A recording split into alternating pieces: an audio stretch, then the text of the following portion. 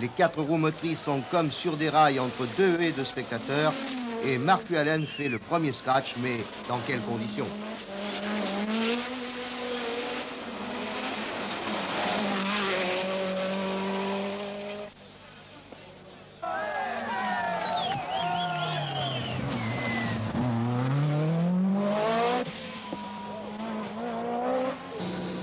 Vient le tour de Walter Röhrl et de l'Audi, près de 600 chevaux sous le capot, des accélérations exceptionnelles de 0 à 100 en moins de 4 secondes. Impressionnante machine et impressionnant public, on comprend l'attention des pilotes. Dans ces conditions, ils ne peuvent être à leur maximum. Regardez dans un instant, dans un virage à droite, un spectateur qui traverse presque devant la voiture de Röhrl. Vous reverrez cette image au ralenti. Comprenez qu'il est difficile, sinon impossible, de conduire avec des obstacles mobiles inconscients.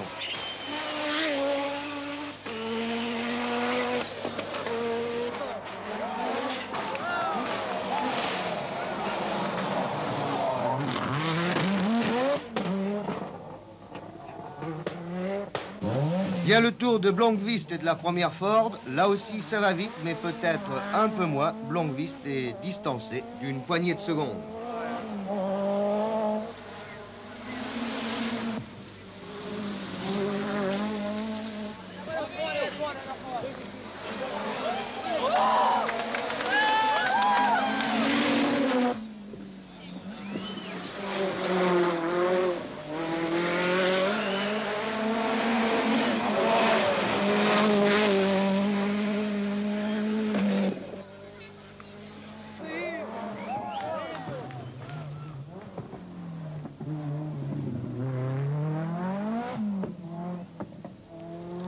Seconde Lancia au départ, celle de l'Italien Biasion, deuxième du rallye en 1985.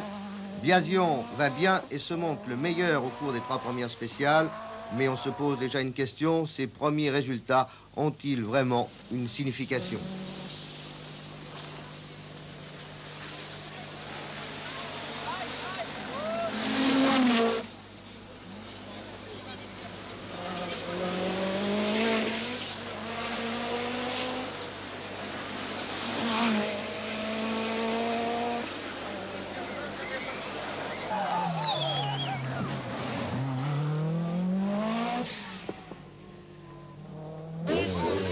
Et la course continue avec toujours cette foule qui ondule par vagues devant les concurrents. Et ces pilotes, que pensent-ils? Regardez cet appui de pompe sur la métro qui glisse parfois à la limite.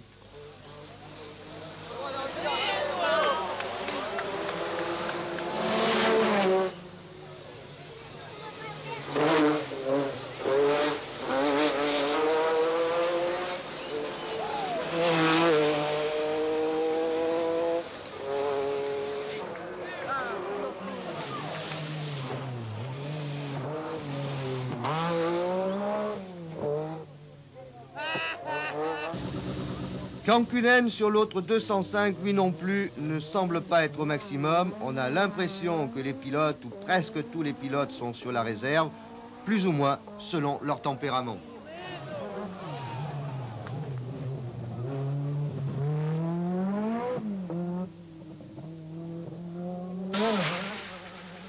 Troisième Lancia au départ, celle d'Henri Toivonen. Le vainqueur du Monte-Carlo vient compléter la très légère domination des Lancia qui s'installent aux 3 premières places, mais pour un souffle. Pensez donc 8 concurrents en 25 secondes après la première boucle.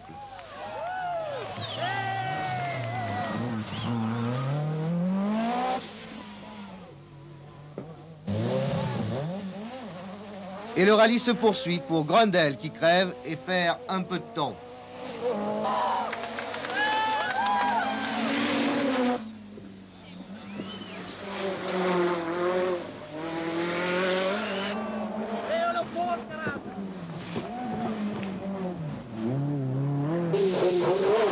Pour Wilson et la métro.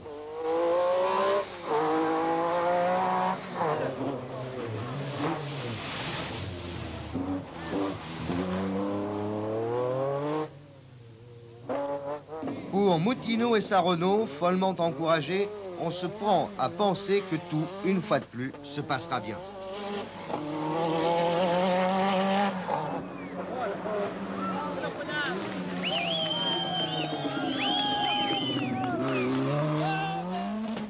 9h27, de nouvelles sensations pour la foule portugaise. Santos au départ sur la Ford. À peine 2 km de course, moins d'une minute, et c'est le drame du rallye, j'allais dire, le drame attendu ici ou ailleurs. Dans un gauche rapide, Santos essaye d'éviter les obstacles mobiles que sont les spectateurs. Et cette fois-ci, pas de miracle. Santos sort dans le public. Ce que l'on craignait avec angoisse est arrivé et le bilan est lourd, très lourd, trop lourd. 3 morts et une trentaine de blessés. Bien sûr, c'est l'affolement et les voitures continuent à passer. Il en passera ainsi 12 avant que le rallye ne soit stoppé. 12 concurrents, soit 12 minutes, 12 longues minutes avant que l'organisation ne réagisse, alors que l'accident s'est produit à peine 2 km du départ. Manifestement, l'information n'a pas circulé.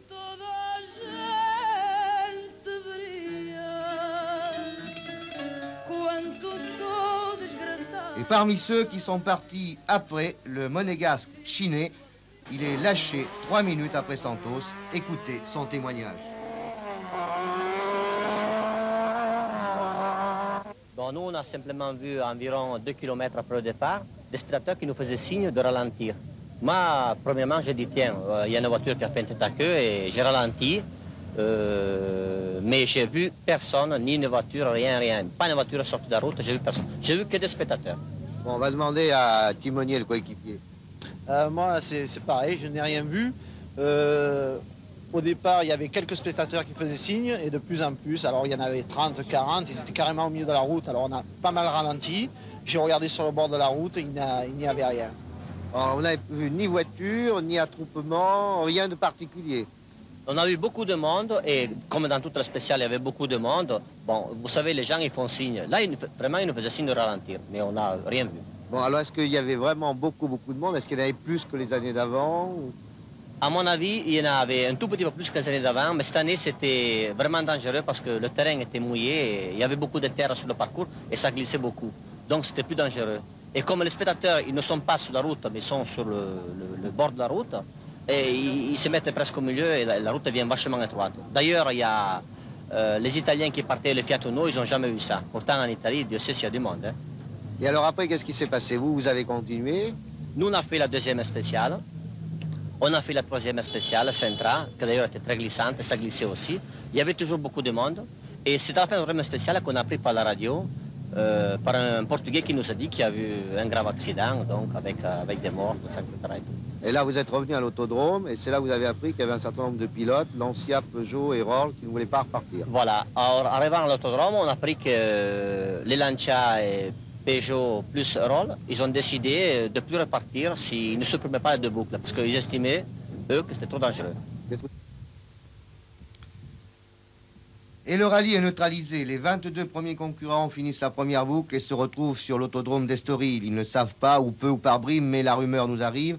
On sait que Ford décide d'abandonner en signe de deuil. On apprend que les pilotes finlandais de Lancia et Peugeot se sont rencontrés, que Rolls s'est joint à eux, que les Anglais de Metro s'associent. Dans un premier temps, les concurrents d'usine veulent l'annulation des boucles autour de Sintra. Et puis, ça va plus loin. Ils s'enferment, seuls, dans une chambre d'hôtel, le temps de rédiger unanimement un communiqué.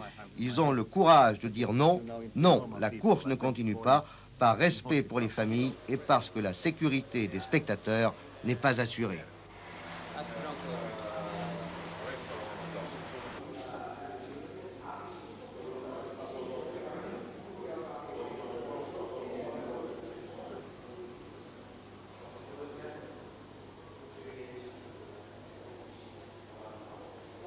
Walter, trop difficile avec ce public, n'est-ce pas? Oh non, plus maintenant, nous nous retirons, tout devient clair, plus de problème. Perfetto. Perfetto, no? Sì. Questo camera no problemi con pubblico. No, non è vero? Sì. Oui, plus de problème avec le public maintenant. Marco, avete visto la Corsica? Marco Allen, vous avez vu la Corse, vous l'avez vécu le San Remo notamment. Moins dangereux que le Portugal? Oui, pour moi, en ce moment, le Portugal, je mesure la gravité. Les spectateurs sont... Je ne sais comment vous dire, bref, tous veulent être sur la route. Les voitures arrivent à 200 km/h, ils n'ont pas peur, ils sont inconscients, aveuglément enthousiastes. Ça n'existe pas de cette manière en Corse, au San Remo et ailleurs, où ils réagissent mieux. Ici, à mon avis, c'est impossible de disputer un championnat du monde en rallye, ainsi, dans ces conditions. Vous pensez que c'est une bonne décision, le retrait? Pour moi, oui, c'est bon. Les pilotes veulent garantir l'avenir à 100%. Ils travaillent dans ce sens pour l'intérêt des prochains rallyes, parce qu'ici, il n'y a aucun pilote tranquille. Tous veulent des conditions de course et de sécurité optimales. Il y a des morts, plus de 25 blessés à l'hôpital. Nous ne voulons plus de cela. Les coéquipiers et nous courons trop de risques, des morts, nous pensons sans cesse à cela. Cet enfant de 8 ans, difficile à ne pas y penser.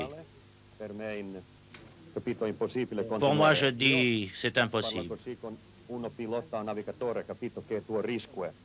Il y a trop de risques. Je dis assez, c'est trop.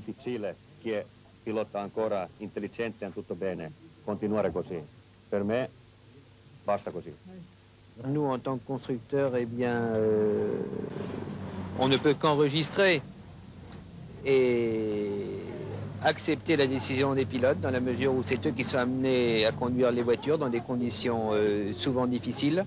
Et je ne veux absolument pas qu'au volant de notre voiture, il y ait un pilote qui ne soit pas dans une condition psychologique optimale et lui faire prendre un risque qui ne serait pas accepté par lui, ce qui est le cas des sports mécaniques. C'est la raison pour laquelle je cautionne totalement la décision qui est prise par nos pilotes et par l'ensemble des pilotes. Et c'est ainsi que Lancia, Peugeot, Ford, Audi, Metro et Volkswagen quittent la course. Les conférences de presse se succèdent. Le rallye se poursuit, mais ce n'est plus le même. L'organisateur est amené à se défendre.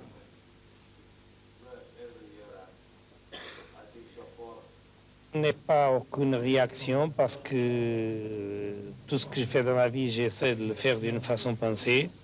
Je sais que les pilotes et les usines ont un contrat signé avec l'organisateur. C'est très clair, le code sportif international, et qu'à part toutes les raisons qu'ils peuvent présenter, il a une rupture de contrat. Ça, c'est un problème qu'on verra plus tard. Vous ne voulez pas aujourd'hui vous prononcer, vous attendez peut-être la réflexion et les rapports. Vous avez dit il y a quelques instants que aujourd'hui j'étais meurtri. Aussi, je suis très chaude pour vous parler de quelques décisions que je puisse prendre un jour. Est-ce que vous pensez que cet accident très grave va porter préjudice grave au rallye du Portugal pour les années à venir? Bien, je crois que comme préjudice grave en répercussion internationale, c'est la décision des pilotes. C'est plus grave que l'accident, parce que l'accident est arrivé à plusieurs rallyes. Malheureusement, il y a des gens blessés et des gens morts. Mais ça, ce n'est pas la première fois qu'arrive dans le sport automobile.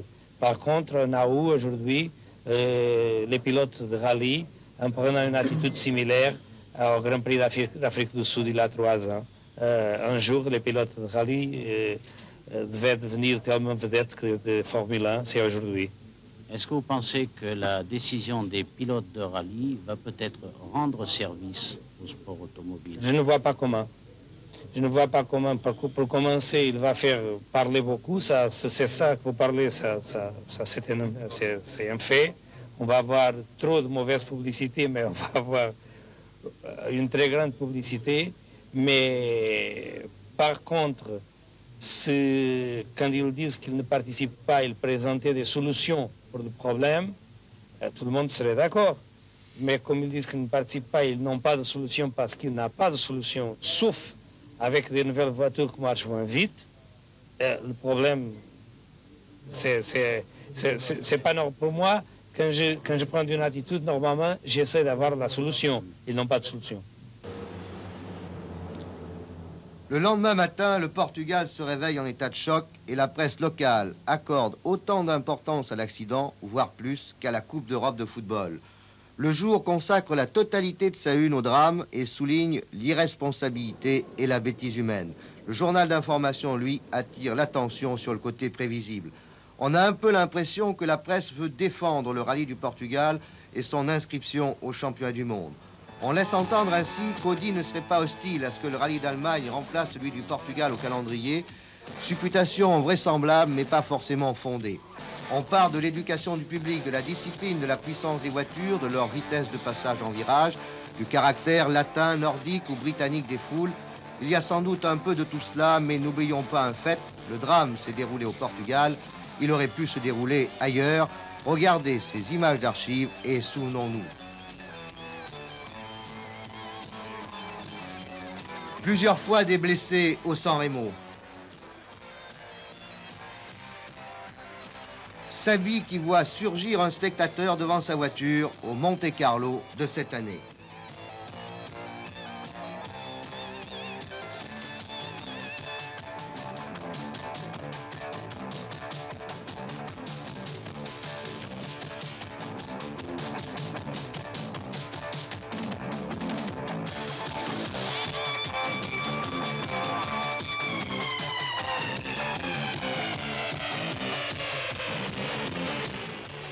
Vatanen qui sort dans la foule à Saint-Bonnet en 1985, toujours au Monte Carlo.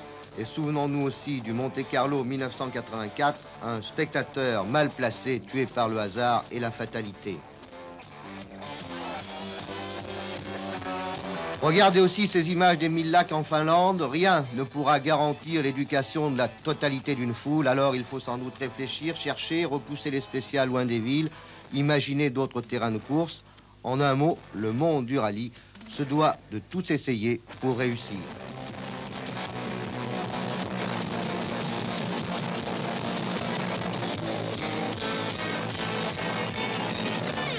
Je crois qu'il faut que nous informions, que nous expliquions au public les risques qu'ils prennent et qu'ils font prendre aux pilotes.